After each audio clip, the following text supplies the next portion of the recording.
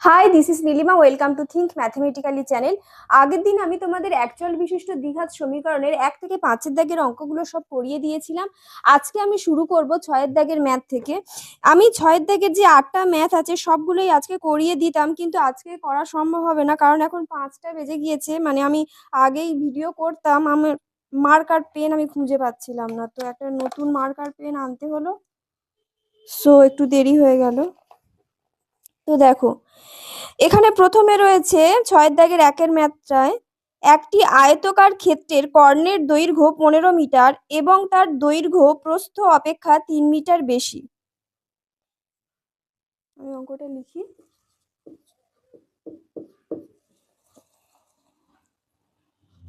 দেখো, এখানে একটা আয়তক্ষেত্র আছে, এবারে বলেছে আয়তক্ষেত্রের দৈর্ঘ্য প্রস্থ অপেক্ষা 3 মিটার বেশি। তো আমি যদি কোনো আয়তক্ষেত্রের প্রস্থ x ধরে নিই, তাহলে তার দৈর্ঘ্য কত হবে? x plus 3 metre. ঠিক আছে। আর এখানে বলে দিয়েছে একটি আয়তকার ক্ষেত্রের কর্ণের দৈর্ঘ্য 15 মিটার। কর্ণ কোনগুলোকে বলে? এই কর্ণের দৈর্ঘ্য 15 মিটার। ঠিক আছে। এবারে এর অ্যাকচুয়াল বিশিষ্ট দ্বিঘাত সমীকরণ তৈরি করতে বলেছে। আচ্ছা, আমরা তাহলে লিখে নিই। মনে করি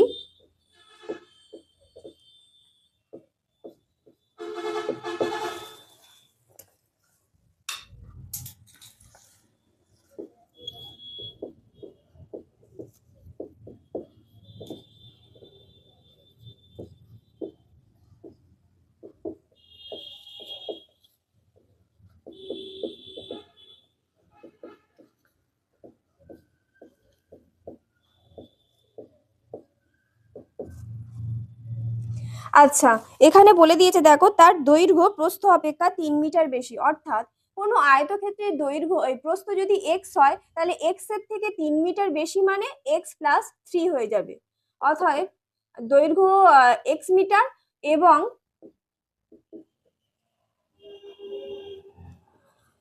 দৈর্ঘ্য equal to x plus 3 metre. প্রশ্নানুসারে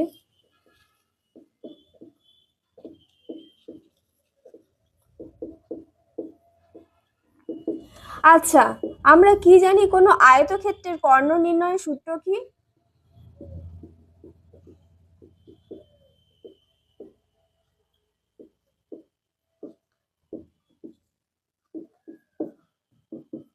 root over of দৈর্ঘ্যর স্কয়ার প্লাস প্রস্থর স্কয়ার, এটা আমরা জানি। তাহলে এইখানে আমাদের এই যে আয়তক্ষেত্রের কর্ণ 15 বলে দেওয়া আছে, প্রস্থ x বলে দেওয়া আছে এবং দৈর্ঘ্য x প্লাস 3 বলে দেওয়া আছে। তাহলে এই ফর্মুলাটা যদি আমরা এখানে বসাই, আয়তক্ষেত্রের কর্ণ, এখানে কর্ণ হচ্ছে 15 ইজিক্যাল টু x প্লাস 3, এখানে দৈর্ঘ্য x প্লাস 3 স্কয়ার প্লাস প্রস্থ ইজিক্যাল টু x এর স্কয়ার। এবারে এটাকে সিম্পলিফাই করে নিতে হবে। 15 স্কয়ার, আমি সমান চিহ্ন দুদিকে স্কয়ার করলাম,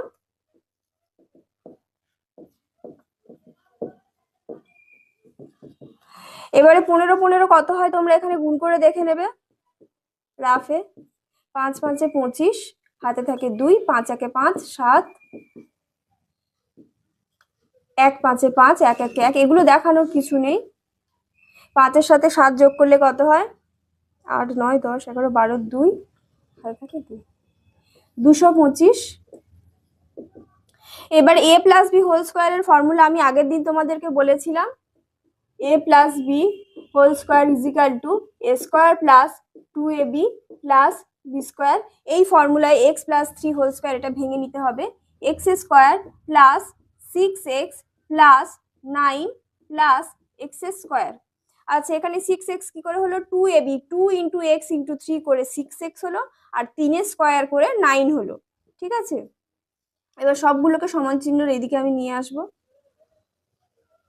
আচ্ছা, ধরো,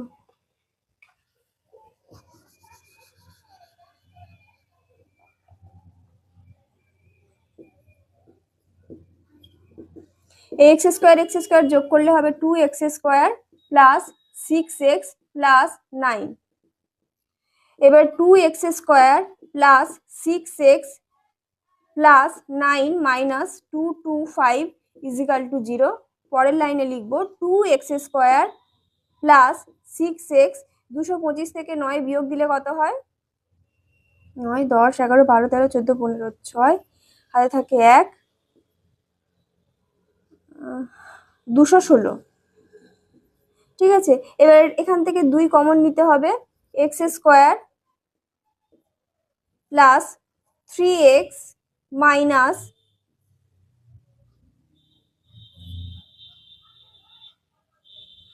2 1 2 2 8 16 ইজিক্যাল টু 0। এবারে এই 2টাকে এদিকে নিয়ে আসলে কি হবে? 0/2 হবে। আর 0/2 মানে কি আমরা জানি 0। আমি এখানে একটু স্টেপ জাম্প করে নিলাম। ঠিক আছে, এই ইকুয়েশনটা থেকে 2 কমন নিয়ে এটা হবে, আর 0/2 মানে 0, এটাই। এবার উত্তরটা লিখে দিতে হবে।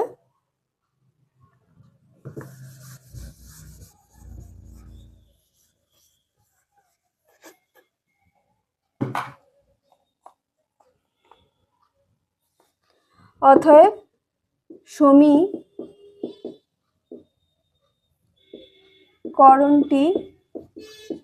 হবে x² plus 3x minus 108 is equal to 0।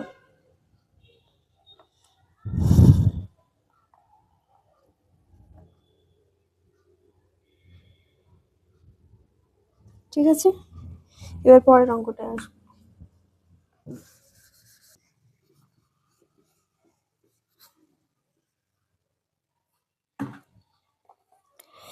এক ব্যক্তি 80 টাকায় কয়েক কিগ্রা চিনি ক্রয় করলেন।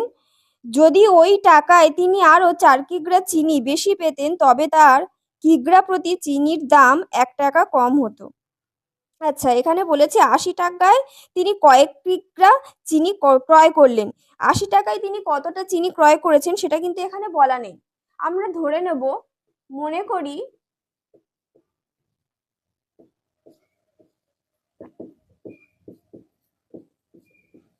তিনি x কিগ্রা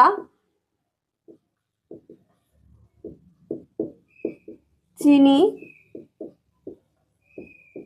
ক্রয় করেন। ঠিক আছে, আচ্ছা, তাহলে x কিগ্রা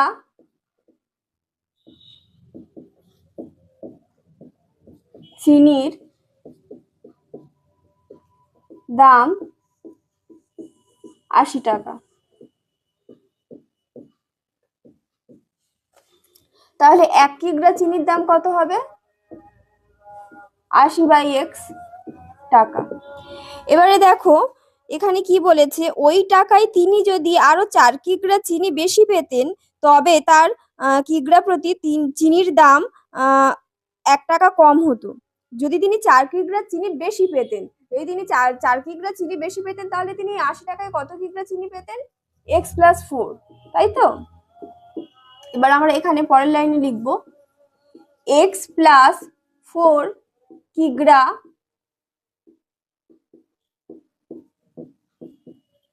চিনির দাম 80 টাকা। তাহলে 1 কিগ্রা চিনির দাম কত হবে? 80/x টাকা। ঠিক আছে, এবারে তবে তার কিগ্রা প্রতি চিনির দাম 1 টাকা কম হতো। আচ্ছা, তোমরা আমাকে একটা কথা বলো, এই দুটোর মধ্যে কোনটা বড়? সরি, এটা x + 4 হবে।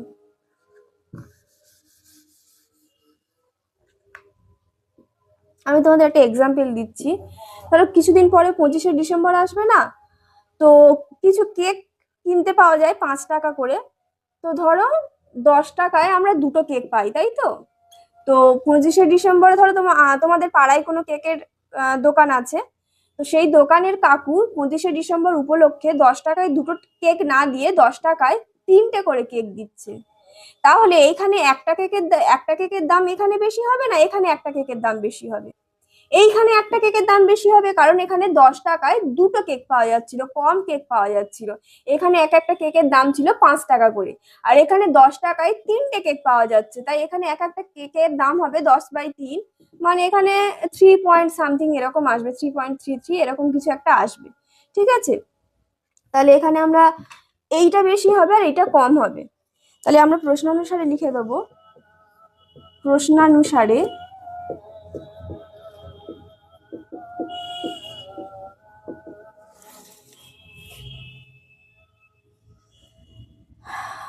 80/x minus 80/x plus 4 is equal to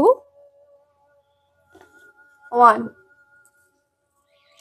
আচ্ছা, 80/x minus 80/x plus 4 is equal to 1 কেন হলো বলো তো? কারণ এখানে বলেছে যদি ওই টাকায় তিনি আরো 4 কিগ্রা চিনি বেশি পেতেন তবে তার প্রতি কিগ্রা চিনির দাম 1 টাকা কম হতো, ওই জন্য আমি এখানে 1 লিখেছি। ঠিক আছে, এবার এইখান থেকে 80 কমন নিতে হবে, 1/x minus 1/x plus 4 is equal to 1/1। এখান থেকে এই 80টা এপারে চলে গেলে কি হবে, 1/80। ঠিক আছে, স্টেপ জাম্প করে দিচ্ছি আমি, এখানে আমার জায়গা নেই বলে। এবার এই দুটোকে লসাগু করলে কি হবে, x into x plus 4, x into x plus 4। এবার x প্লাস 4 এর সাথে 1 গুণ হয়ে এখানে হবে x প্লাস 4, আর এই x এর সাথে 1 গুণ হয়ে এখানে হবে x ইজ ইকাল টু 1/80। এখানে x আর এই x কেটে গেল, তাহলে এখানে হবে 4, আর এখানে হবে x ইন্টু এক্স প্লাস 4/80। ঠিক আছে, এবার আমি একটু, তোমরা এটা স্ক্রিনশট নিয়ে নাও, তারপর আমি একটু এদিকে করব।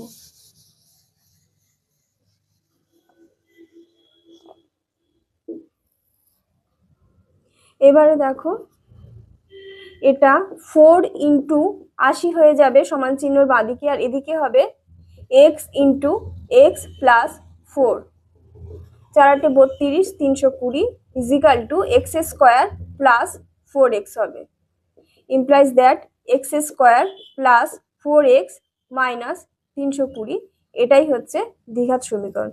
এবারে তোমরা অ্যান্সারটা লিখে দেবে, অতএব সমীকরণটি হবে x square plus 4x minus 320 is equal to 0।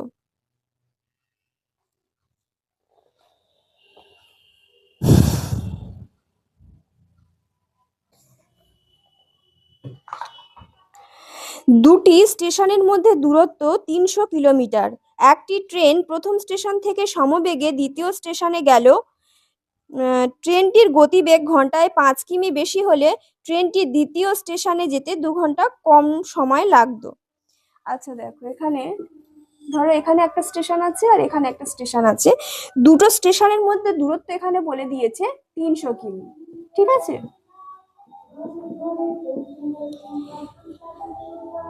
এবারে এই একটি স্টেশন থেকে অপর স্টেশনে যেতে সমবেগে যায়, কিন্তু তার গতিবেগ কত বলে দেয়নি। আমরা যদি এখানে ধরে নিই x কিমি/ঘন্টা বেগে যায়, ঠিক আছে,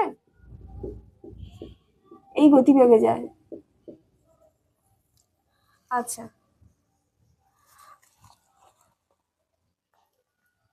যদি x কিমি/ঘন্টা গতিবেগে যায় তাহলে 300 কিমি যেতে তার সময় কত লাগবে বলো তো? আমরা একটা ফর্মুলা জানি, সময় ইজ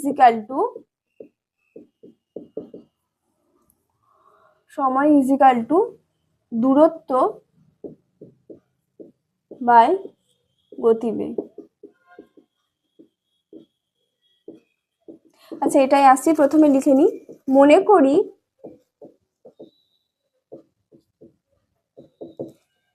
ট্রেনটি x কিমি/ঘন্টা বেগে যায়।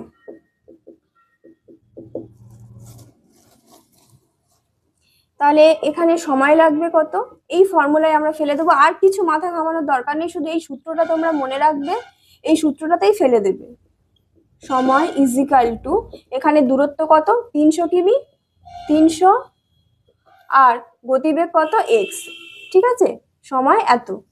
আচ্ছা, এখানে তারপরে বলেছে ট্রেনটি যদি গতিবেগ ঘন্টায় 5 কিমি বেশি হয় তাহলে কি হবে। আচ্ছা, ট্রেনটির গতিবেগ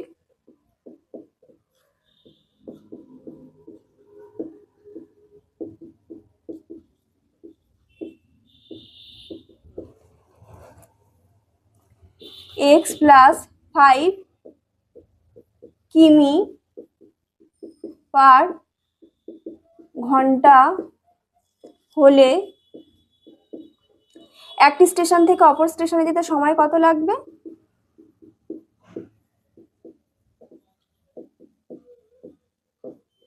এই একই ফর্মুলা, 300/x প্লাস 5, ঠিক আছে। এবারে দেখো আমি আগে যে কেকের এক্সাম্পলটা দিলাম ওরকম সিমিলার হবে, এইটা বড় আর এইটা ছোট, ঠিক আছে। তো তাহলে কি 2 ঘন্টা কম সময় লাগবে, তাহলে প্রশ্নানুসারে আমরা লিখে দেবো, মানে এইটা যেতে যে সময় লেগেছে এইটাই যদি x+5 কিমি পার আওয়ারে যদি যায় তাহলে সময় হচ্ছে 2 ঘন্টা কম লাগবে, তাহলে প্রশ্নানুসারে আমরা লিখে দেবো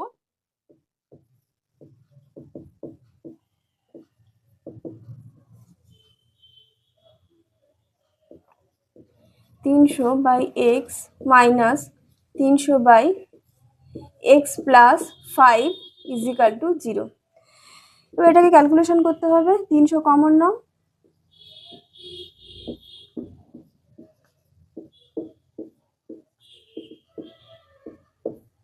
is equal to 0,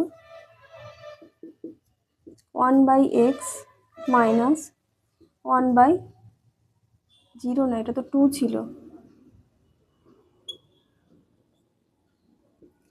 x plus 5 is equal two 2/300। এবার এটাকে ক্যালকুলেশন করতে হবে, x আর x প্লাস 5 এর লসাগু করলে হবে x ইন্টু x প্লাস 5, এবার x প্লাস 5 এর সাথে 1 গুণ হয়ে এখানে হবে x প্লাস 5, x এর সাথে 1 গুণ হয়ে এখানে হবে মাইনাস এক্স ইজিক্যাল টু, এবার এটাকে কাটাকাটি করলে 1/150 হবে। কাটাকাটি বুঝতে পেরেছো তো, কাটাকাটি বুঝতে না পারলে এখানে ভাগ করে নেবে।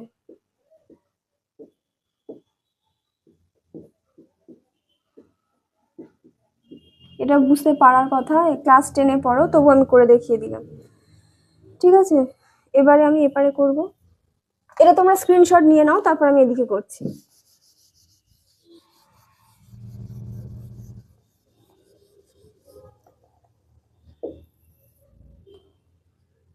এখানে এই x আর এই x কেটে যাবে, হবে 5/x² plus 5x is equal two 1/150। এখানে 5 আর 150 গুণ হবে, এটা এদিক থেকে এদিকে আসলো আর এটা এদিক থেকে এদিকে গেল, x² প্লাস 5x, এটা গুণ করলে হবে 750 is equal two x² plus 5x। পরের লাইনে লিখে দেবো x² plus 5x minus 750 is equal to 0। এটাই হবে সমীকরণ। এবার তোমরা উত্তরটা লিখে দেবে, অতএব দ্বিঘাত সমীকরণটি হবে এত।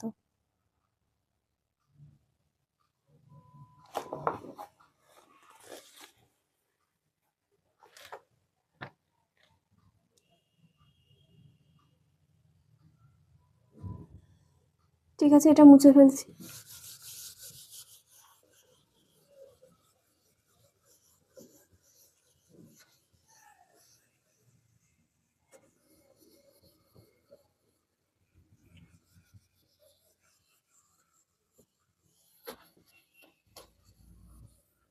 তো চলে যাচ্ছি আজকে শেষ অঙ্কে।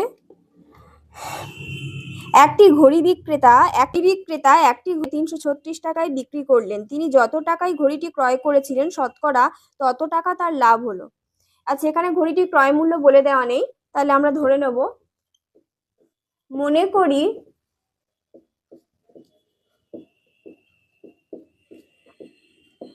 ঘড়িটির ক্রয় মূল্য x টাকা। আচ্ছা, এখানে ঘড়িটির ক্রয় মূল্য x টাকা আর বিক্রয় মূল্য হচ্ছে 336 টাকা, তাহলে লাভ কত হবে? ধরো আমরা যদি কোনো জিনিস 2 টাকায় কিনে 5 টাকায় বিক্রি করি তাহলে আমাদের লাভ কত হয়? 3 টাকা। এটা আমরা কি করে পাই? 5 - 2 করে, মানে বিক্রয় মূল্য থেকে ক্রয় মূল্য বিয়োগ দিলে আমরা লাভ পাই। তাহলে এখানে বিক্রয় মূল্য কত আছে? 336, আর ক্রয় মূল্য কত? x, তাহলে লাভ হবে এত। শতকরা লাভ কত হবে? শতকরা লাভ হবে, দেখো x টাকার উপরে লাভ হচ্ছে 336 মাইনাস x টাকা, তাহলে 100 টাকার উপরে কত? 336 মাইনাস x টাকার উপরে এত, তাহলে 100 টাকার উপরে হবে into 100/x।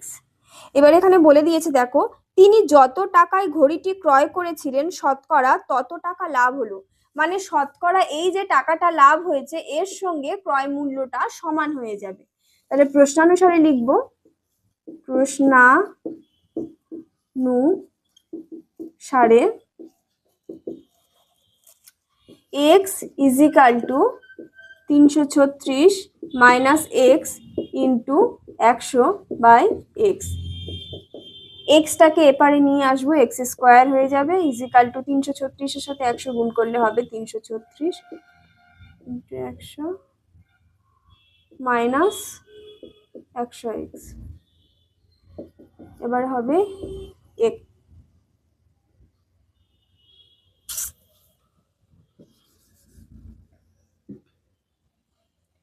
x square plus সমান চিহ্ন ডান দিকে -100 আছে, সমান চিহ্নের বাঁ দিকে আসলে প্লাস হয়ে যাবে 100x মাইনাস 3360 = 0। এবার উত্তরটা তোমরা লিখে দেবে। তো ঠিক আছে, আজকের মতো এই পর্যন্তই। সকলে ভালো থেকো, সুস্থ থেকো, আর যদি ক্লাসটা ভালো লেগে থাকে তাহলে সাবস্ক্রাইব করে দিও আর বন্ধুদের কাছে শেয়ার করে দিও। বাই।